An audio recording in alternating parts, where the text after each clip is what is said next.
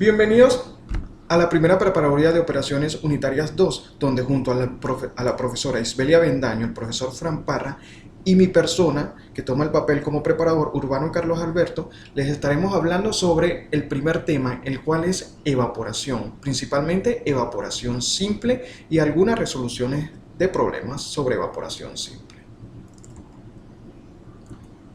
Primeramente necesitamos definir qué es evaporación. La evaporación es una operación unitaria, pero ¿qué es una operación unitaria? Principalmente las operaciones unitarias son operaciones de separación de sólidos o de separación de reactantes, purificación de reactantes, y también se utilizan para controlar la transferencia de energía y masa que va hacia un reactor químico, por ejemplo. Entonces, la evaporación es una operación unitaria donde básicamente se concentra una solución a través de la eliminación del solvente de esa solución. Entonces, la evaporación difiere de la destilación, donde el producto principal en la destilación es el vapor que se separa en fracciones, mientras que la evaporación, el producto principal es el líquido concentrado o licor concentrado. Puede haber casos especiales donde la evaporación se utiliza para producir agua libre de sólidos, que comúnmente se conoce también como destilación de agua. Difiere del secado, donde el producto principal también es un sólido seco, y en evaporación es el líquido concentrado. Y difiere de la cristalización porque la finalidad de la evaporación es obtener una solución concentrada y no cristales. Adelante, en la resolución de problemas les estaremos hablando sobre los factores del proceso que intervienen en el proceso de evaporación y algunas características que tienen que ver, que tienen estos, ¿no? Entonces, proseguimos. Primero, en esta diapositiva podemos observar el esquema común de un evaporador simple. En color amarillo podemos observar la corriente de alimentación o FIX, proveniente del inglés, ¿no? Donde tenemos 200 kilogramos por hora de alimentación con una composición de 20% a una temperatura de 40 grados centígrados. Una entalpía de 300 kilojoules sobre kilogramos y una capacidad calorífica que está junta a la corriente de alimentación. La corriente de alimentación tiene que estar bien definida porque es la corriente que entra al proceso. Cuando uno tiene un proceso, sus corrientes que entran a ese proceso, o las corrientes de alimentación que alimentan el proceso, tienen que estar definidas. Entonces, las corrientes se someten a... olvidé la palabra. Análisis. Por ejemplo, si es una corriente gaseosa, se somete a una cromatografía de gases, y si es una corriente líquida, o una cromatografía líquida. La cromatografía es un análisis cualitativo, entonces nos dice qué tiene esa corriente, pero no dice cuánto de cada cosa tiene esa corriente. Para ese análisis, para saber qué contiene esa corriente en porcentaje, se le somete a una espectrometría de masas, que ese sí es un análisis cuantitativo y nos dice cuánto de cada cosa hay en esa corriente. Debe estar bien definida la corriente de alimentación. En la evaporación, como el objetivo es concentrar la solución, necesitamos tener bien definidos también la composición final de esa solución. Por lo menos en este ejemplo entra a 20% y saldrá a 40% o 0,40 si lo pasamos a fracción, ¿no? Entonces, la corriente de licor concentrado que es la corriente inferior en color rojo, L, que son 100 kilogramos por hora, debe estar definida la composición final. La temperatura va a estar dictada por la presión dentro del evaporador o del sistema de evaporación, y las entalpías y capacidad calorífica también las vamos a sacar mediante tablas o ecuaciones matemáticas. Otra corriente muy importante es la de vapor de calefacción, que su función es básicamente transferir calor para que pueda evaporar el solvente. Entonces, la corriente, que la definimos en color azul, puede llamarse vapor de caldera o vapor de calefacción. Básicamente es el vapor de caldera. Tenemos que tener definidos ya que es vapor de agua, puede ser a alta o baja presión, presión moderada, perdón, y debe estar libre de sólidos. ¿Por qué? Porque si es un vapor de caldera, se utiliza para la transferencia de calor. Si este contiene sólidos, A pasar el tiempo, esos sólidos crean incrustaciones en los tubos del intercambiador de calor y pueden disminuir la transferencia de calor o el coeficiente de transmisión de calor, ¿no? Para la evaporación tiene que estar definida también la corriente de steam, que se llama S por vapor, de vapor de calentamiento, tiene que estar definida que entra como vapor saturado y líquido saturado. ¿Por qué? Porque entra como vapor saturado y sale como líquido saturado porque ella va a entregar es un calor latente para el calentamiento de la solución dentro del evaporador. Si sale como líquido comprimido, haremos la aproximación matemática de que saldrá como líquido saturado igualmente, ya que el calor transferido del líquido comprimido, del líquido saturado, perdón, al líquido comprimido va a ser muy pequeño si se calcula, pues. Entonces, vamos a transmitir a esa solución dentro del evaporador es un calor latente. O la corriente superior va a estar definida, la llamaremos corriente de vapor, que puede ser un vapor saturado o un vapor sobrecalentado, dependiendo de la solución que se esté evaporando o concentrando. Vemos que la fracción de vapor dice si hay o no hay arrastre de sólidos. ¿Por qué? Porque el arrastre de sólidos en evaporación se debe evitar. Para eso se utiliza un eliminador de neblina, porque habrán sustancias como leche desnatada o sustancias muy espumosas que forman espumas dentro del evaporador, y cuando el vapor sube arrastra sólido de esa espuma, lo que ocasiona pérdidas de mi material, ¿no? Entonces ya tendríamos definido todas las corrientes. Hablemos sobre la presión del evaporador. La presión del evaporador es la presión de mi sistema. Si puedo estar a presión atmosférica o menores a la presión atmosférica. ¿Cuándo voy a evaporar a presión atmosférica? Bueno, eso tiene que ver si tengo una sustancia termosensible, que es a medida que aumenta la temperatura, él se puede dañar. Entonces vamos a evaporar a presión menor a la presión atmosférica. ¿Por qué? Porque a medida que disminuimos la presión, disminuimos la temperatura de ebullición de esa sustancia. Entonces, si yo tengo una sustancia termosensible, lo mejor es operar a presión de vacío. Y así evitamos la degradación de esa sustancia que es sensible a la temperatura.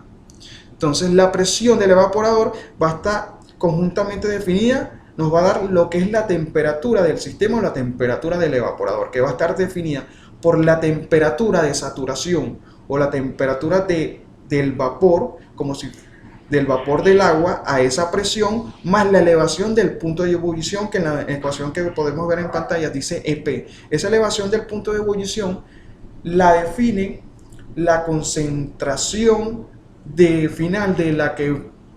final de la sustancia que estamos concentrando, básicamente, ¿no? Entonces, a medida que una solución sea más concentrada, no va a tener la temperatura de ebullición del agua, sino que a medida que contenga más soluto, este soluto hace que aumente la temperatura de ebullición de esa solución. Proseguimos y seguiremos hablando sobre los factores del proceso. Comenzamos con el problema 1. Un evaporador continuo de efecto simple concentra 9.072 kilogramos por hora de una disolución de sal, que está al 1%, o sea, esa es la concentración de mi corriente de alimentación o mi corriente de entrada. En peso, que entra a 37,8 grados Celsius, esa es la temperatura de entrada de la corriente de entrada, hasta una concentración final de 1,5% en peso. Por lo tanto, estaremos concentrando de 1 a 1,5% en peso. El vapor del evaporador o el vapor en el evaporador está a 101,325 kilopascal, que eso es una atmósfera, y nos hablan que está en una atmósfera absoluta. ¿Por qué? Las presiones dentro del evaporador y la presión del vapor de calefacción tienen que ser absolutas, no trabajamos con presiones manométricas.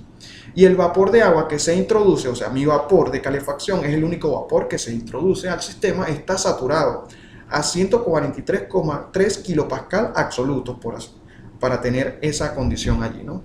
El coeficiente total de transferencia de calor es 1702 watts sobre metros cuadrados por Kelvin. Nos piden determinar la cantidad de vapor y líquido producido, el área de transferencia de calor que se requiere y la economía del proceso.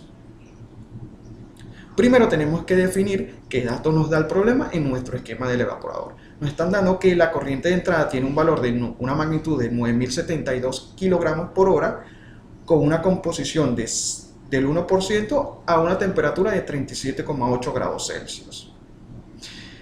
Y una concentración final de 0,015 o 1,5% y que la presión del vapor de calefacción es 143,3 kilopascal, ¿no?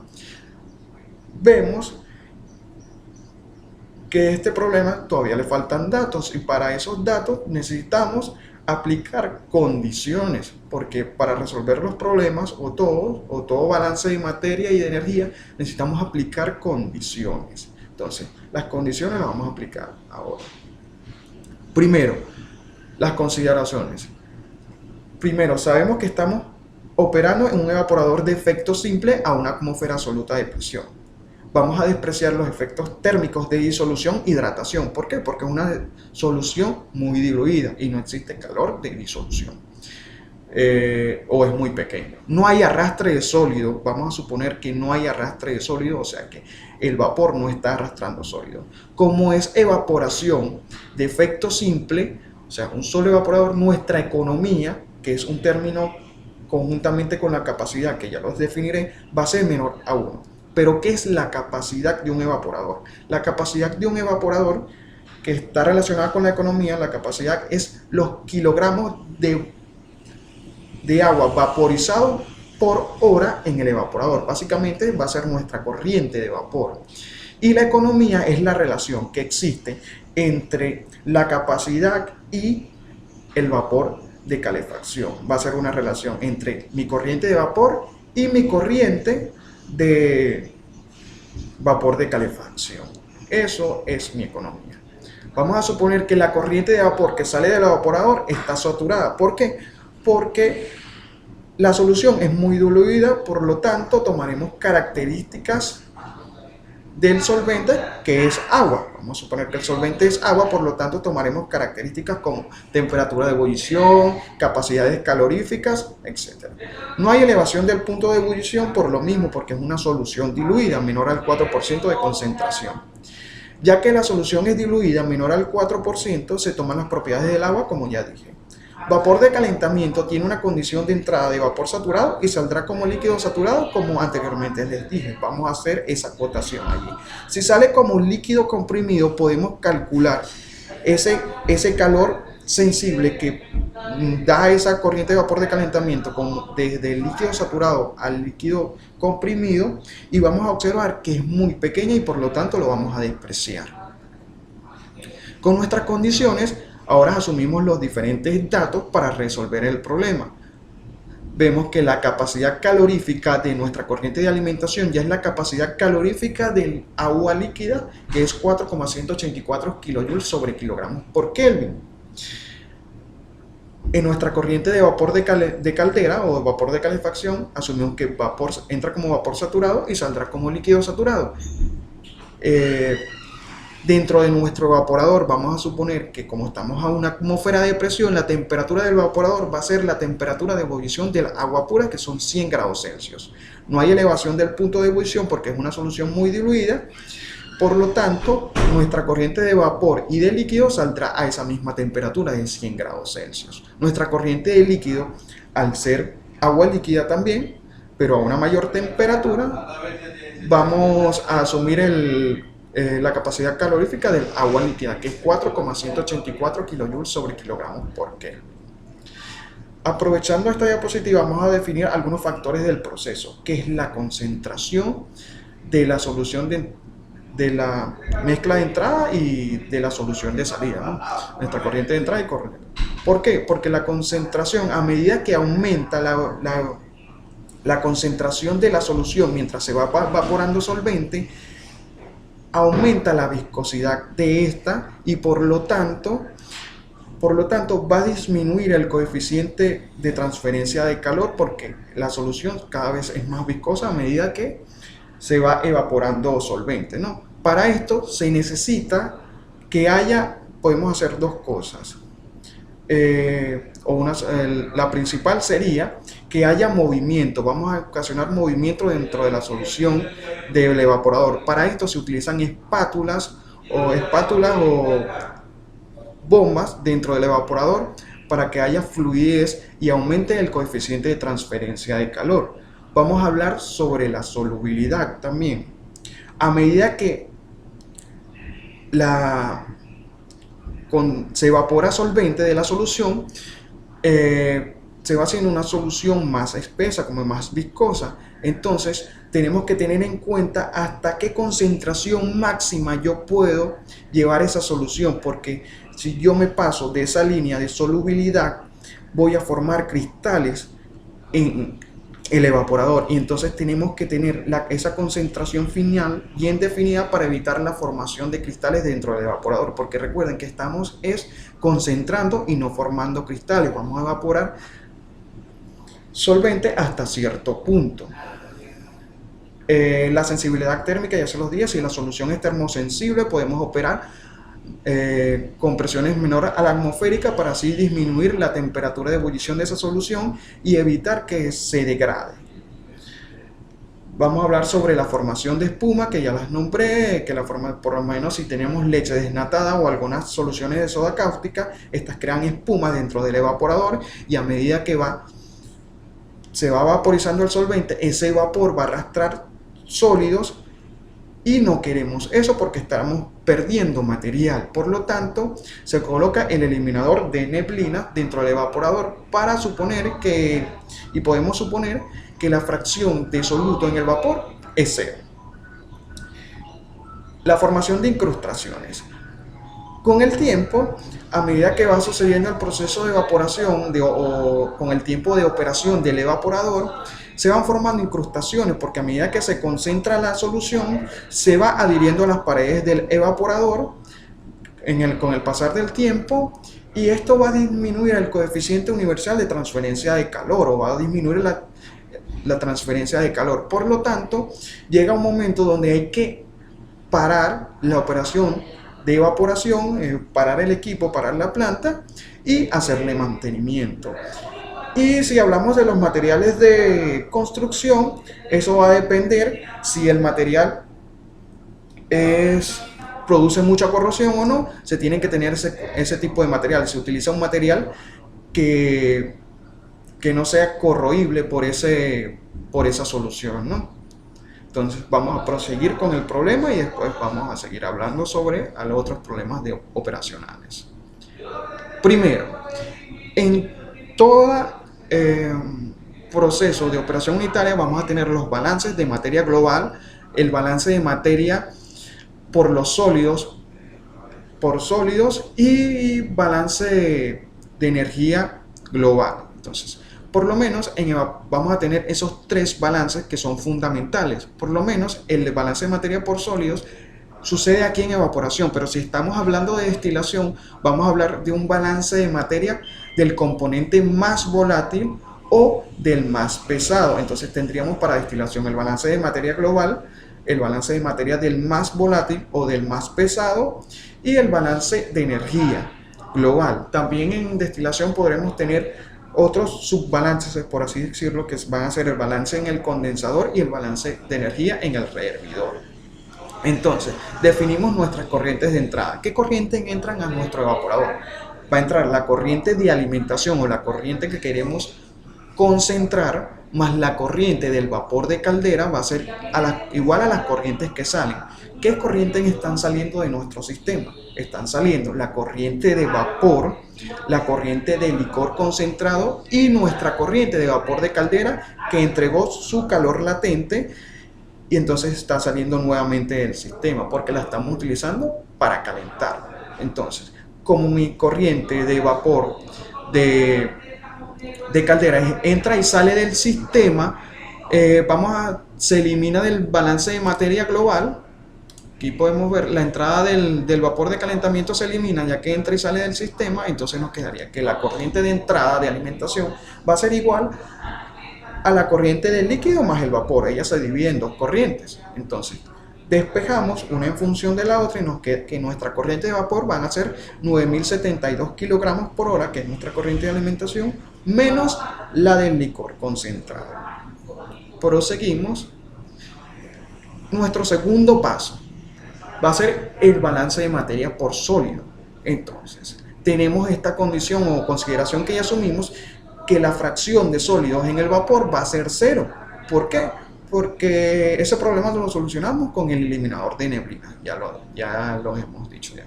Entonces, al eliminarlo de la ecuación 4 nos queda la ecuación 5, que nos queda que la corriente de alimentación por su fracción de sólidos es igual a la corriente del líquido por la fracción de sólidos en la corriente de líquido concentrado. Vamos a tener bien definidas nuestra concentración de sólidos en la corriente de entrada, y en la corriente de salida también va a estar bien definida porque es a lo que queremos llegar en la operación, ¿no? Entonces, básicamente ya tenemos la corriente de licor definida porque tenemos F y tenemos la relación de las concentraciones. Y nos da un valor de 6048 kilogramos por hora. Seguimos. Primero, como ya tenemos la corriente de entrada definida y la corriente de líquido concentrado definida con un valor, podemos despejar de la ecuación anterior, de la primera ecuación, podemos despejar nuestra corriente de vapor, que nos va a dar un valor de 3024 kilogramos por hora. Como tercer paso vamos a tener el balance de energía global, que básicamente son nuestras corrientes que entran por sus respectivas entalpías, es igual a las corrientes que salen por sus respectivas entalpías. Si hacemos nuestros arreglos matemáticos, vamos a quedar que la corriente de alimentación por su entalpía de alimentación más la corriente de vapor de caldera por el calor latente que ella va a entregar a la solución que se está concentrando, se va a estar evaporando, va a ser igual a la corriente de líquido concentrado por su entalpía de líquido concentrado más la corriente del vapor por su entalpía del vapor. Primero, como no se tiene un diagrama, nos hablan de una solución que se está concentrando, pero no nos especifican qué solución es. Es una solución de cloruro de calcio, de hidróxido de sodio. Vamos a utilizar la siguiente fórmula para calcular las entalpías, que la fórmula a utilizar va a ser nuestra corriente, sea cual sea, va a ser igual al Cp de esa corriente por su diferencia de temperatura. Por lo menos para la corriente de alimentación de entrada va a ser, la entalpía de entrada va a ser igual a la capacidad calorífica de la corriente de entrada por el cambio de temperatura, que va a ser la temperatura a la que entra ella menos la temperatura de referencia, que vamos a hablar sobre la temperatura de referencia. Para la corriente de alimentación tenemos definidos los datos. Ella entra a 37,8 grados Celsius, que son 311 Kelvin, una composición del 1%, y el Cp ya lo tenemos definido, que es el Cp de la agua líquida, que es 4,184 kilogramos Kelvin. Entonces, la temperatura de referencia, la cual puede ser tomada como la temperatura del evaporador, a la que ocurre la operación, o 0 grados centígrados, 0 Celsius. Entonces, para este problema vamos a tomar que es 0 Celsius, por lo tanto nuestra ecuación quedará de la siguiente manera. HF va a ser igual al Cp, que es 4,184 kJ sobre kilogramos Kelvin, por la temperatura a la que entra F menos 0 grados Celsius, que son 273,15 Kelvin. ¿Por qué tomar la temperatura de 0 grados Celsius? Bueno, puede ser 0 grados Celsius o T1, ya dijimos. Vamos a hacer dos ejemplos. Una con 0 Celsius para que vean que cambia, y otra con la temperatura de referencia igual a la temperatura del evaporador. Entonces, calculando nuestra entalpía de la corriente de entrada nos da un valor de 158,36 kJ sobre kilogramos. Seguimos. Para la corriente del licor tenemos definida que la temperatura del licor va a ser 100 grados Celsius, que es la temperatura de ebullición del agua. Nuestra temperatura de referencia va a ser 0 Celsius. La composición de esa corriente de licor va a ser 1,5% o 0,015. Y nuestro Cp va a ser la Cp del agua líquida, que va a ser 4,184 kJ sobre kilogramos Kelvin. Sustituimos en la ecuación anterior y nos da un valor de 418,4 kilojoules sobre kilogramos. Entonces, seguimos. Para la corriente de vapor, ya dijimos que la corriente de vapor está a una presión absoluta de 1 atmósfera o 101,325 kilopascal. Para esa presión, según mis tablas de vapor del agua, voy a tener una temperatura de 373,15 Kelvin, que es la temperatura de ebullición del agua. Y voy a tener una entalpía del gas asociada a ese valor de 2675,6 kilojoules Kelvin. Este es el punto al que quería llegar. Si asumimos que la temperatura de referencia va a ser 0 Celsius, mi entalpía del vapor va a ser Hg, el valor de Hg en las tablas de vapor, la entalpía del gas, kilojoules sobre Kelvin. Que cuando la temperatura de referencia es igual a T1, esa entalpía de mi vapor no va a ser Hg, sino HFG, mi calor latente, o la diferencia entre la entalpía del gas menos la entalpía del líquido saturado. Va a ser HFG cuando la temperatura de referencia es igual a T1. Para la corriente de vapor de calentamiento, si tenemos definida la presión, y a esa presión, como estamos en un equilibrio líquido-vapor dentro de nuestra curva de saturación, tenemos la temperatura asociada a esa presión, que es 383,12, y nuestro calor latente, que va a ser HFG según las tablas, que es de 2229,6 kilojoules Kelvin. Como no tenemos el valor en las tablas de 143,3 kilopascal exactamente, lo que hacemos es interpolar, ya sea con nuestra fórmula matemática o a través de la calculadora, y obtenemos el valor para 143,3 kilopascal. Entonces, ya tenemos definidas nuestras corrientes y nuestras entalpías para todas las corrientes, ¿no? Sustituimos los valores en la ecuación 12, la cual está referida a mi ecuación de balance de energía. Despejamos la corriente de vapor de calefacción y llegamos a la ecuación 12. Que la ecuación 12, básicamente el balance de energía lo hacemos es para despejar nuestra corriente de vapor de calefacción. Sustituyendo los valores en nuestra ecuación 12, obtenemos el valor del vapor de calefacción, la magnitud, y nos da una magnitud de 4119,51 kilogramos por hora de vapor de calentamiento. Proseguimos con el área de calor requerida, que es calor es igual al coeficiente de transferencia de calor por el área de transferencia de calor por mi cambio de temperatura, o ese delta T. Pero ¿cuál es ese delta T? Ese delta T va a ser la diferencia entre la temperatura de mi vapor de calentamiento y la temperatura del sistema de evaporación, o sea, mi T1. Entonces, ese es mi delta T. De la ecuación 14 vamos a despejar, de la ecuación 13 vamos a despejar mi área de transferencia de calor y vamos a sustituir los valores. Entonces, sustituyendo las respectivas magnitudes de flujo másico y entalpía, coeficiente de transferencia de calor y mi delta de temperatura, calculamos el área de transferencia de calor, que nos da un valor de 150,18 metros cuadrados. Hablemos sobre el área de transferencia de calor y cómo está definida con la economía y mi vapor de calentamiento. ¿Cómo disminuimos el área de transferencia de calor? Básicamente la podemos disminuir, o sea, porque el área de transferencia de calor es básicamente mi evaporador. Entonces, a un mayor tamaño del área de transferencia de calor, más grande es mi evaporador y más caro va a salir ese equipo, ¿no? Entonces, ¿cómo disminuimos el área de transferencia de calor? Disminuimos el área de transferencia de calor aumentando el delta T, o sea, la diferencia de temperatura entre T1 y la temperatura del vapor de calefacción. ¿Cómo disminuimos también el área, pero no directamente?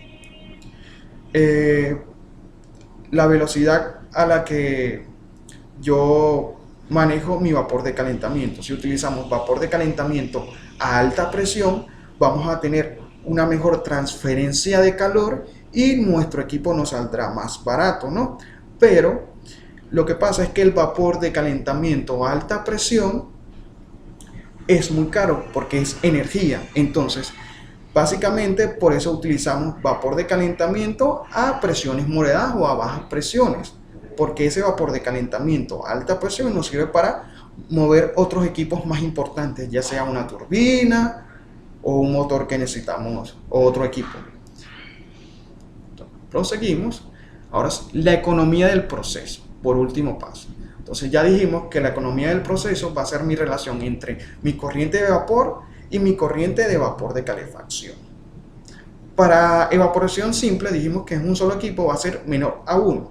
¿Por qué menor a 1 o cómo aumentar la economía? Bueno, si aumentamos la economía, ¿cómo aumentar la economía? Que es un factor decisivo en los procesos de evaporación, disminuyendo el vapor de calefacción. ¿Cómo disminuimos el vapor de calefacción o el uso de vapor de calefacción? Bueno, podemos aumentar la temperatura de mi corriente de entrada y así vamos a calentar menos, necesitamos calentar menos para vaporizar esa corriente de entrada y utilizaremos menos vapor de calentamiento. ¿Me explico? O sea, si precalentamos la corriente de entrada, vamos a necesitar menos vapor de calentamiento porque va a estar a una temperatura mayor y entonces no necesitamos utilizar tanto vapor. Y así va a aumentar la economía del proceso. ¿Cómo precalentamos la corriente de entrada? No vamos a utilizar otra corriente de vapor de calentamiento para precalentar la entrada. En la industria hay algo que se llama integración térmica, que básicamente los procesos no es como los vemos rectos, sino que todas esas, si tienes en tu proceso a gran escala, tienes corrientes calientes y no sabes qué hacer con ellas, esas corrientes calientes pueden calentar otras corrientes que están frías, pero tú las necesitas a una mayor temperatura, ¿me entiendes? Entonces, si tenemos otras corrientes en nuestro proceso que están calientes y necesitamos precalentar nuestra corriente de entrada, utilizamos esa corriente que no la estamos utilizando para precalentar la corriente de entrada y así tenemos una mayor temperatura en la corriente de entrada y disminuimos nuestro uso de vapor de calefacción o vapor de caldera y así aumentamos nuestra economía en un evaporador simple. ¿Pero por qué se utiliza la evaporación simple? Básicamente la evaporación simple se utiliza cuando nuestra capacidad en el evaporador es muy baja, es muy pequeña, o el uso del vapor de caldera es muy barato. Por eso es que la economía es el factor decisivo, porque vemos que los dos factores que traen en la economía, el vapor que básicamente está definido por la capacidad y el vapor de caldera, están definidos en la economía. Entonces, si yo voy a tener baja capacidad y mi vapor de caldera me sale muy barato o relativamente barato, bueno, evaporación simple. Si yo quiero optimizar mi proceso y necesito evaporar más, tendremos que tener otras opciones que hablaremos más adelante, que son las evaporación en un sistema múltiple de 2, 3, 4 evaporadores. Proseguimos con la presentación. Aquí tenemos el esquema completo de todos nuestros datos o que deberíamos tener al final de resolver algún problema o en el diseño de un evaporador sencillo, ¿no? Tendremos nuestra corriente de alimentación bien definida con todos sus valores, igualmente para la corriente de vapor de calentamiento y la del vapor y licor concentrado. Tendremos la presión y la temperatura del evaporador, tendremos cuánto calor yo transfiero por kilogramo de vapor de calentamiento, tendremos el área de transferencia de calor y tendremos nuestra economía. Si vemos aquí, el área son 150,18 metros cuadrados. ¿Qué pasa cuando el área es muy grande? Bueno, tenemos que decir, no puedo utilizar evaporación simple. Tendremos que utilizar otro método para evaporar. Puede ser evaporación múltiple y precalentar la solución de entrada. Tendremos que tomar varias consideraciones cuando el área es muy grande porque necesitamos disminuirlo, porque disminuye el costo del evaporador. Seguimos con el segundo problema. En un evaporador de efecto simple se concentran 2000 kilogramos por hora de una disolución desde el 10% en peso hasta 50% en peso. El calor de calefacción es vapor saturado a una atmósfera absoluta. Vean que ya definimos. Mi corriente de entrada son 2000 kilogramos por hora. Tenemos que va desde el 10% y la vamos a concentrar hasta 50%. El vapor de calefacción es vapor saturado a 1.6 atmósferas absolutas. Y en la cámara de evaporación se mantiene una presión de 310 milímetros de mercurio referida a la presión atmosférica normal. Vean que nos están hablando de que en la cámara de evaporación se mantiene una presión de 310 milímetros de mercurio. Eso es una presión de vacío, porque recordemos que 760 milímetros de mercurio es la presión atmosférica normal o una atmósfera absoluta cuando la transferimos a milímetros de mercurio. Entonces nos dice, para la disolución del 50% en peso, el incremento del punto de ebullición es 10 grados Celsius. Y el calor específico de la disolución diluida es 0,85 kilocalorías sobre kilogramos grados Celsius. Vean que como es una solución concentrada, tenemos mayor al 4%, 3, 4, 5%, tenemos una elevación del punto de ebullición, porque hay demasiados sólidos en nuestra mezcla, en nuestra sustancia, y eso incrementa la temperatura de ebullición de nuestra sustancia. Entonces nos las están dando que son 10 grados Celsius.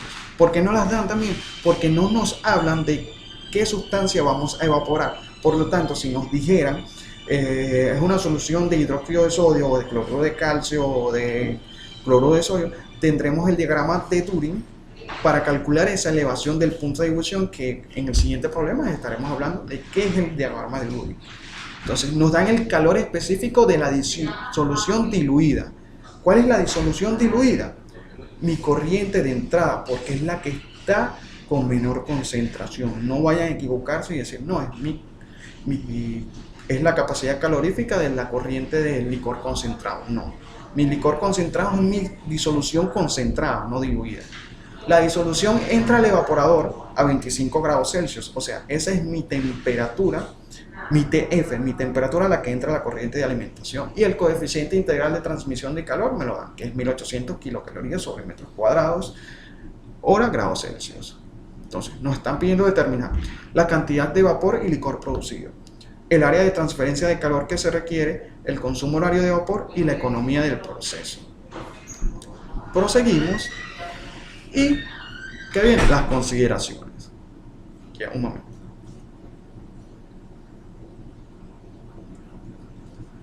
En las consideraciones tenemos que la operación de evaporación del efecto simple a presión de vacío, que son 310 milímetros de mercurio, referida a la presión atmosférica normal, o sea, está referida a la presión de una atmósfera. Necesitamos para trabajar la presión absoluta de vacío, presión de vacío absoluta para poder irme a mis tablas de vapor y conseguir la temperatura de saturación del vapor de agua y conseguir mi temperatura, mi T1, mi temperatura de ebullición del sistema. Se desprecian los efectos térmicos de disolución. ¿Por qué? Porque en las entalpías, al ser una solución concentrada, en las entalpías debería existir un diagrama. Para calcular las entalpías debería existir un diagrama, pero no nos dicen qué solución es. Y en ese diagrama tendríamos ya, al momento de determinar nuestra entalpía, tendríamos ya asociado nuestro calor de disolución, pero como no nos hablan de qué sustancia es, lo vamos a despreciar. No hay arrastre de sólido. Ya sabemos que no hay arrastre de sólido por las consideraciones ya mencionadas, que se coloca un eliminador de neblina y evitamos que en ese vapor arrastre sólido. Y así eliminemos la fracción del vapor, del sólido en el vapor, va a ser 0. Economía menor a 1 porque estamos hablando de evaporación simple. La corriente de vapor que sale de evaporador está sobrecalentada. ¿Por qué está sobrecalentada? Porque estamos hablando de una solución concentrada. Y al ser una solución concentrada, la temperatura de ebullición no va a ser la temperatura de ebullición del agua pura, sino que va a tener una temperatura superior, que la vamos a calcular. Hay una elevación del punto de ebullición porque la solución es concentrada, ya lo dijimos. Y el vapor de calentamiento, ya lo hemos dicho que va a tener una condición que entra como vapor saturado y saldrá como líquido saturado, ya que él va a entregar solamente su calor latente. con las consideraciones ya previstas, dibujamos nuestro diagrama completo. Igualmente en el anterior tenemos definida qué es nuestra composición del 10% y saldrá como 50%. Entonces, comenzamos con nuestro primer paso. Básicamente los problemas de evaporación o los problemas del diseño de un equipo son muy mecánicos. Lo que tenemos que tener muy bien en cuenta es nuestras bases teóricas de por qué sucede cada cosa. Lo primero que vamos a determinar es la temperatura de ebullición de la solución, porque existe elevación del punto de ebullición. Nos dan una presión que es de vacío, pero no es absoluta. Por lo tanto, vamos a calcular nuestra presión absoluta, que a través de la ecuación de presión de vacío, que dice presión absoluta es presión atmosférica menos la presión de vacío. Sustituimos y nos da una presión de 450 milímetros de mercurio, que al convertirla a kilopascal para buscar en las tablas de vapor nos da 60 kilopascal. Obtenida la presión absoluta del sistema, vamos a las tablas de vapor y buscamos la temperatura de ebullición como si de nuestro vapor. Y al ser la temperatura diferente de T1, vamos a utilizar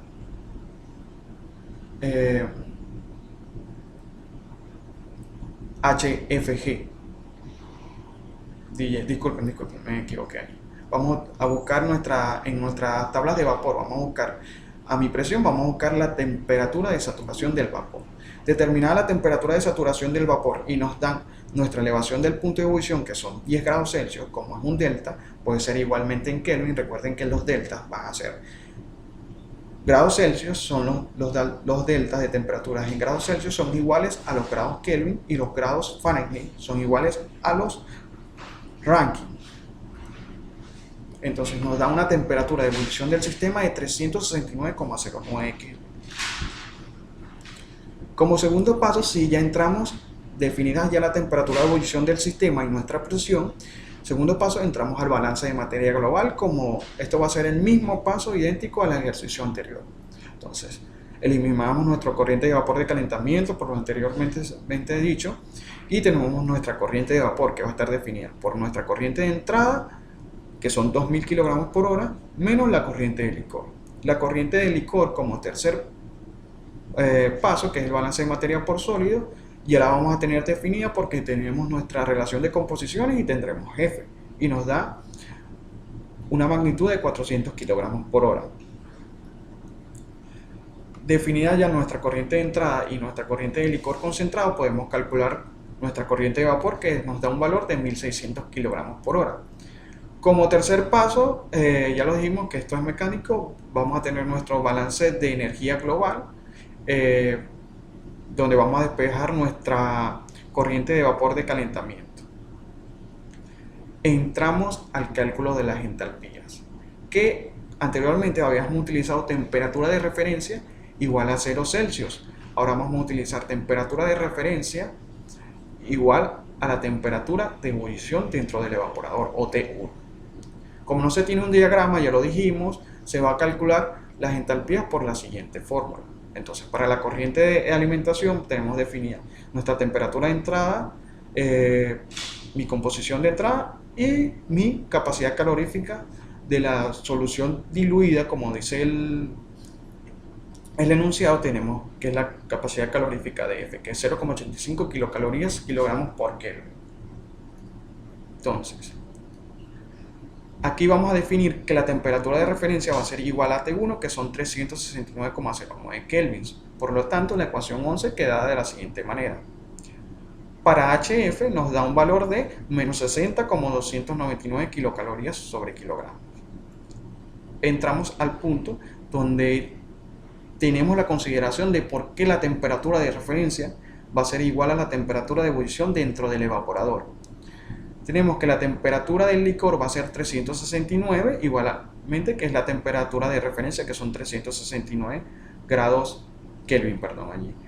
La fracción del licor va a ser 0,5 o 50% de sólidos, y el CPL no nos los dan como dato, que es la capacidad calorífica del licor concentrado. Cuando no nos dan el CPL, o sea, o la capacidad calorífica del licor concentrado no nos dan ninguna ecuación cuadrática o cúbica, no nos lo dan como dato, y no sabemos cuál es la sustancia a concentrar mediante evaporación, podemos suponer que TR es igual a T1. ¿Por qué? Al suponer TR igual a T1,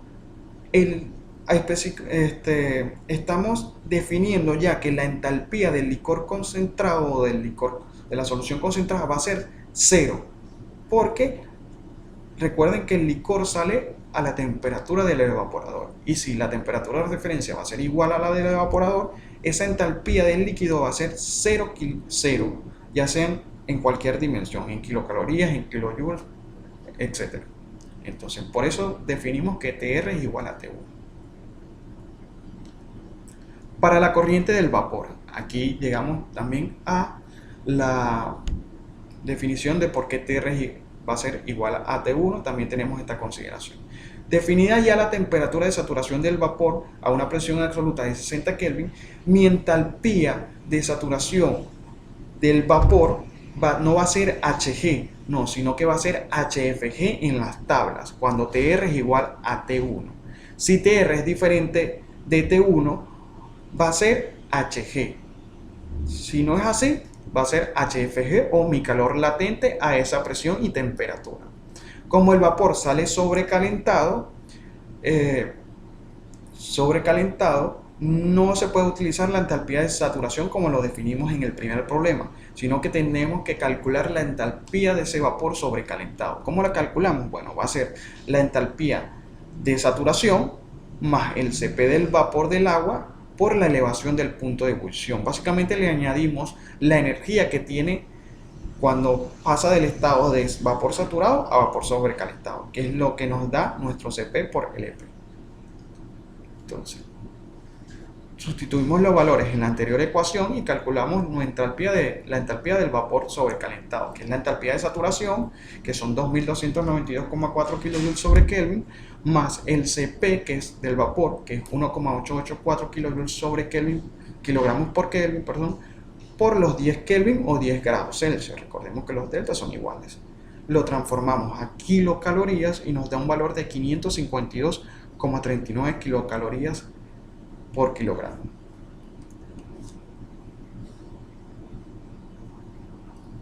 Para la corriente de vapor de calentamiento vamos a hacer lo mismo que en el anterior problema. Tendremos nuestra presión absoluta a la que entra nuestro vapor de calentamiento. Mediante las tablas de vapor determinamos, mediante interpolación o nuestra fórmula, determinamos la temperatura a la que está ese vapor y el calor latente que él va a entregar.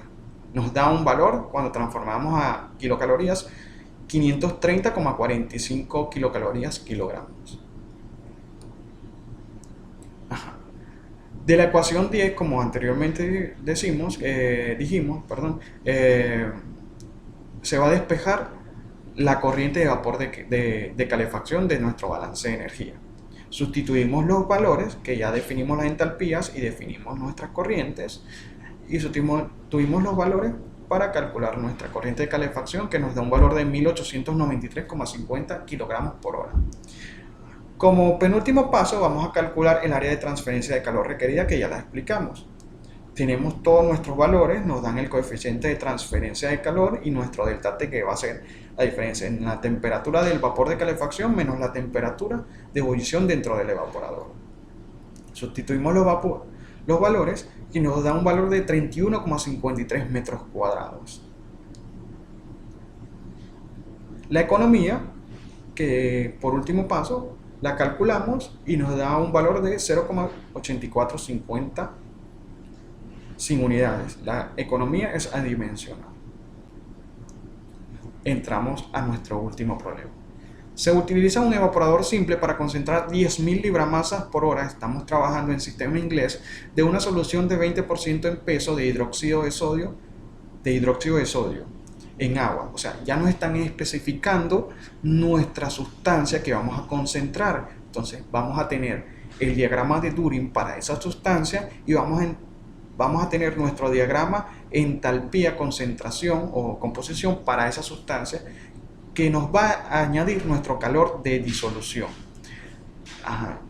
Está entrando a 140 grados Fahrenheit y sale con 50% en peso. O sea, nos dan la temperatura de la corriente de entrada y mi composición en la corriente de licor concentrado. Que eso siempre nos lo tienen que dar, a menos que sea el caso especial, como ya lo dije, de cuando se destila agua o ocurre la evaporación del agua, donde mi producto principal no es la solución concentrada, sino el vapor libre de sólidos. La presión de vapor de agua saturada que se usa como medio de calefacción es 25 psi-A. Recordemos que una presión absoluta en sistema inglés es psi-A. Si nos dieran presión manométrica es psi-G. Si la presión está especificada en psi-A, ya es mi presión es absoluta. Y la presión de vapor dentro del evaporador es 1,7 psi-A. También es una presión absoluta. El coeficiente total de transferencia de calor es 275 BTU sobre hora por pie cuadrado por grados Fahrenheit. Nos piden literalmente lo mismo que nos han pedido los otros problemas. Porque lo importante en evaporación simple o en el sistema de evaporación es conocer la economía del proceso, todas nuestras corrientes, el área de transferencia de calor y nuestra magnitud de la corriente de vapor de calefacción, que aquí lo definen como consumo horario de vapor. Tomamos nuestras consideraciones, que es operación de evaporación de efecto simple a presión de vacío. Recuerden que la presión atmosférica en presiones de psi-A es 14,696, por lo tanto 1,7 es menor a esa presión y estamos trabajando en presión de vacío. Hacer una solución de hidróxido de sodio, existe calor de disolución que las entalpías las calcularemos a través del diagrama de entalpía concentración de hidróxido de sodio. No hay arrastre de sólido, por lo que ya dijimos, la economía menor a 1 porque es evaporación simple. La corriente de vapor que sale de evaporador está sobrecalentada porque es una corriente, estamos trabajando con corrientes concentradas, mayor al 4%. Hay elevación del punto de ebullición, por lo que ya dijimos. La elevación del punto de ebullición de esa solución de hidróxido de sodio la vamos a calcular mediante el diagrama de Turing, que básicamente es un diagrama experimental, porque el diagrama de Turing que explica, si graficamos la temperatura de ebullición de la solución con respecto a la temperatura de ebullición del agua pura para cierta concentración, eso nos va a dar una recta a una presión constante. Para diferentes presiones, si las presiones son muy lejanas, ya el comportamiento no es una recta, sino que se va desviando. Si tenemos para una sola presión y graficamos para diferentes composiciones, van a ser diferentes rectas, que ya lo hablaremos cuando les muestre el diagrama. El vapor de calentamiento ese tiene la condición que ya dijimos, que es vapor saturado y saldrá como líquido saturado. Si sale como líquido comprimido, calculamos ese calor y al calcularlo decimos, vemos, es muy pequeño, lo decimos que es 0 y asumimos que sale como líquido saturado. Tenemos nuestro diagrama, pasamos los datos y las consideraciones y proseguimos. Primero, como cuando tenemos elevación del punto de ebullición, lo primero va a ser calcular nuestra temperatura de ebullición de la solución, como por la ecuación anterior que ya les di. Entonces, determinamos primero la temperatura de saturación a la presión del sistema, de saturación del vapor, o de ebullición del vapor como si fuera agua pura. A 1,7 psi-A nos vamos a nuestra tabla de vapor y conseguimos la temperatura de ebullición, que nos da un valor de 120,17 grados Fahrenheit. De una sola vez interpolamos y conseguimos la entalpía del vapor saturado, que como TR es diferente de T1 va a ser nuestro Hg y nos va a dar un valor de 1113,26 BTU sobre libra masa. Ya tenemos la temperatura de saturación del solvente, que en este caso específico puede ser agua, pero puede ser otro solvente y podemos tener otros tipos de tabla. Entonces, la elevación del punto de ebullición, entramos al diagrama de Turing. Aquí podemos observar el diagrama de Turing.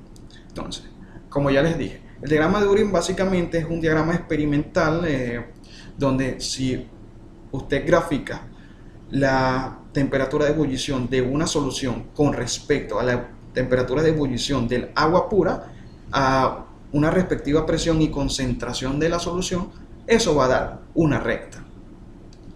Si graficamos diferentes concentraciones de la solución, vamos a tener varias rectas que las podemos observar y están definidas en el esquema como 10%, 20%, 30% y tenemos varias rectas, 40, 50, 60%. Para diferentes, cuando lo graficamos para diferentes presiones, ya el comportamiento de esas rectas ya van a dejar de ser rectas, y si la presión es muy alejada de la presión atmosférica, se van a convertir, por así decirlo, en curvas. Ya no tienen un comportamiento lineal. Entonces, ¿cómo buscamos la temperatura de ebullición de mi sistema? Básicamente tenemos la temperatura de ebullición del agua, que la sacamos a la presión a la que se encuentra el sistema, 1,7 psi/A. Sacamos nuestra temperatura de ebullición del agua pura o para ese vapor, que va a ser 120,17 grados Fahrenheit. Como no podemos medir el 0,17 en el diagrama, aproximamos a 120. A 120 intersectamos nuestra curva del 50% en peso de hidróxido de sodio, intersectamos la curva del 50%. ¿Por qué? Siempre se va a buscar con la solución concentrada, porque es allí a la composición que queremos llegar, y entonces a medida que voy evaporando solvente, la solución se va concentrando más y va a requerir más temperatura, más energía. Entonces, por eso medimos en el diagrama de Turing con la temperatura de mi solución concentrada. Entonces, 120 intersectamos la curva de 50% de hidróxido de sodio, y en nuestro eje izquierdo, que es la temperatura de ebullición de la solución de hidróxido de sodio, leemos la temperatura, que es aproximadamente 190 grados Fahrenheit, y está dibujada en color azul. Seguimos. Ya determinada nuestra temperatura de saturación de ebullición del solvente de agua, como si fuera agua pura, y tenemos la temperatura de la solución dentro del evaporador, que son 190, podemos despejar de la ecuación anterior que ya les di la elevación del punto de ebullición, que nos da aproximadamente 69,83 grados Fahrenheit. Entonces, entramos al balance de materia global. Ya definimos, es el mismo paso de los dos problemas anteriores. Definimos nuestra ecuación de vapor, que va a ser 10.000 menos la corriente de licor concentrado. Les puse el mismo número de las ecuaciones para que vayan viendo y revisando los problemas anteriores y vayan viendo qué ecuación les falta o no. Tenemos el balance de materia por sólido, donde definimos mi corriente de licor concentrado, la obtenemos mediante el balance de materia por sólido. Siempre va a ser así, a menos que nuestro producto de interés no sea la corriente concentrada. Recordemos que ya le dije un caso especial, que es la evaporación del agua. Tenemos nuestra corriente de licor concentrado, que es 4 miligramos por hora. Calculamos nuestra corriente de vapor a través de la ecuación que ya definimos con mi corriente de alimentación menos la corriente de licor. Nos da un valor de 6.000 libras por hora. El paso que viene sucesivo va a ser el balance de energía global, que de allí despejamos nuestra corriente de vapor de calefacción. Tenemos el cálculo, ahora proseguimos con el cálculo de las entalpías para cada corriente. Ya que la solución a estudiar es una solución de hidróxido de sodio, vamos a utilizar un diagrama de entalpía-concentración. Entonces, ¿qué necesitamos para el diagrama de entalpía-concentración? Básicamente, lo podemos observar a continuación. Si vemos el diagrama de entalpía-concentración, básicamente es un diagrama donde están graficados la entalpía de la solución del lado izquierdo.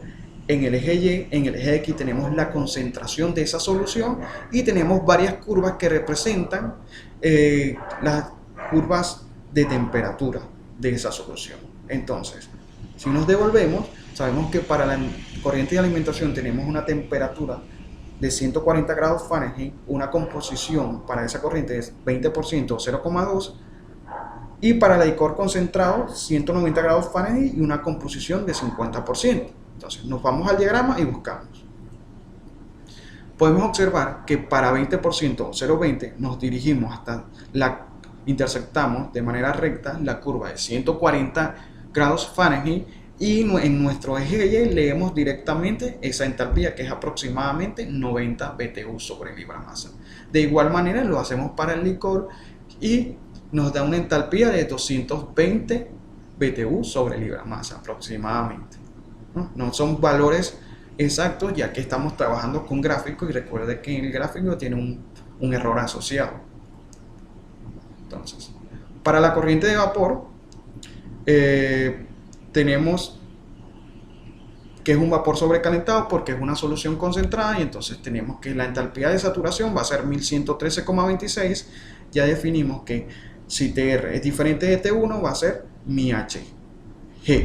Entonces mi HG en la tabla vale en unidades inglesas 1113,26 BTU sobre libra masa a 1,7 psi con una temperatura de 120,17 grados Fahrenheit.